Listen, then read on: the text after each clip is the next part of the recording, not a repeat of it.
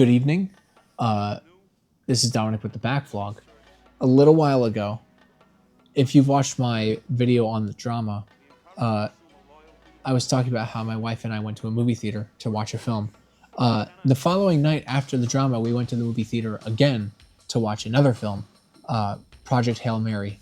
Um, and it was good. I liked it a lot. I think now after like having simmered with it a little bit, because I really did love it upon first viewing, and like I got like emotional and everything, and you know it really details like the importance of friendship and communication and all of that.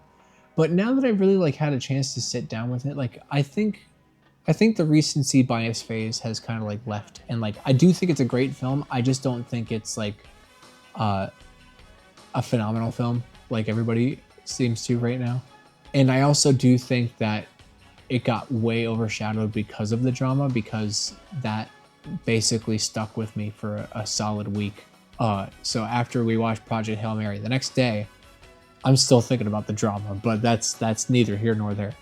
Um, Project Hail Mary is an adaptation of a book written by Andy Weir, um, who also did The Martian, and I really like The Martian a lot.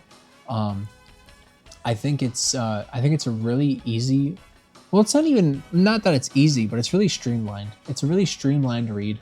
It's like a solid 350 or 400 page book, but like the pacing is so smooth, and the writing is just like really playful. And I imagine that's how the Project Hail Mary book is as well. I don't know for sure because I've never read it. Um, but you got my boy Ryan Gosling. I love me some Ryan Gosling every now and then. He's just being an everyman. He's just hanging out in space. Um, the effects in this are really really great. I love me a good space movie, especially when it looks as good as this. It's the lighting setups are incredibly complex and detailed, and the colors are so vibrant. I think it's really clever the way that uh, whenever Ryan Gosling meets his friend in space, I think it's really clever the way that Andy Weir works around the communication aspect of Ryan Gosling and this alien species.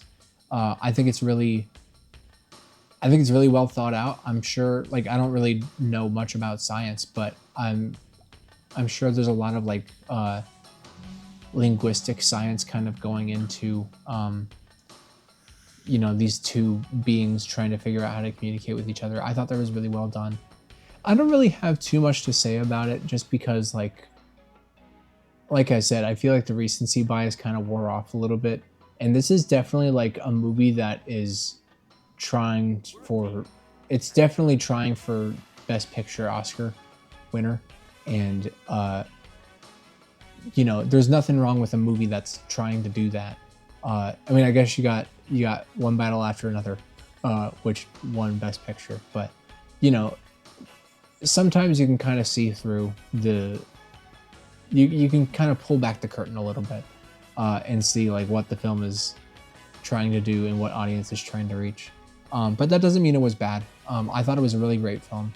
You got several fake out endings where it's like, I think, where, because it's a long movie, and there are several points in it where it's like you reach what you think is going to be the conclusion. It's like, okay, we're reaching a climax, but then there's always a complication, and it's like, 40 minutes left of the movie.